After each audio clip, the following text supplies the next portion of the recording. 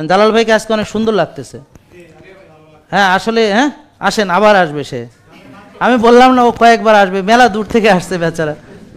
আর আমাদের খুব ভালো সৈনিক তো সে। হ্যাঁ কমান্ডার সে। হ্যাঁ এবার দিয়ে চতুর্থবার হলো। আমি যতবার ৩-৪ মাস পর বা ৬ মাস পরে আসি ডেভেলপ করে, ডে বাই ডে ডেভেলপ করে।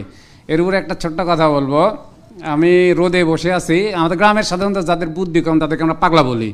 এরকম একটা ছেলে আসছে, ও দেখে ফেলেছে আমাকে, আমি বসে আছি, করছে ভাই যেটা আমরা সিনেমাতে দেখতাম যে একেবারেই মানে রুগী হয়ে গেছে, তারপরে মাসেল করছে, এক্সারসাইজ করে আবার ডেভেলপ করছে, আপনি বাস্তবে ওটা দেখাই দিলেন, তার মানে কি বলছিস ভাই আপনি তো আবার আগের মতো হয়ে গেছেন। হ্যাঁ এটা।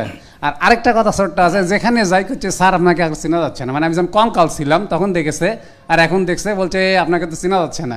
ওইটা এসে আমার ওয়াইফের কাছে আমি গল্প করছি, এখন ওয়াইফ বলছে তুমি যেন আমাকে ভুলে যাও, মানে এটাই আর কিচ্ছু না স্যার। বুঝছেন কি কইছে, সে আশঙ্কায় আছে না জানি আবার কার চোখে পড়ে যায়। ভিডিও দেখছি স্যার, কারণ সূর্য উঠলে সবাই দেখে। মানে জালাল ভাইয়ের অবস্থা শোনেন, আগে ছিল কত কেজি ছিল? 90 কত? 82 কেজি ছিল স্যার। আচ্ছা 82 যখন ছিল, 82 থেকে যখন 49 হয়েছে তখন আবার অনেকে চিনতে পারে নাই। এখন ওখান থেকে এখন কত হয়েছে? 65 কেজি স্যার। এখন আবার যখন 65 হয়েছে এখন আবার অনেকে চিনতে পারতেছে। বোনস ডেনসিটি অনেক বাড়ছে। উনি ওনার উচিত হচ্ছে সবসময় ওনার পুরান একটা ছবি 82 কেজি আর 49 কেজি লাগাইয়ে দুই সাইডে, ও এই আমি সেই আমি, এটাও আমি ওটাও আমি, ঠিক আছে? আবার নেক্সট যখন আসবো তখন আবার ফিগার অন্যরকম হয়ে যাবে ইনশাআল্লাহ, তখন আবার ওই এইটার ছবি লাগাবেন। জি স্যার। ঠিক আছে, ওয়ালাইকুম আসসালাম।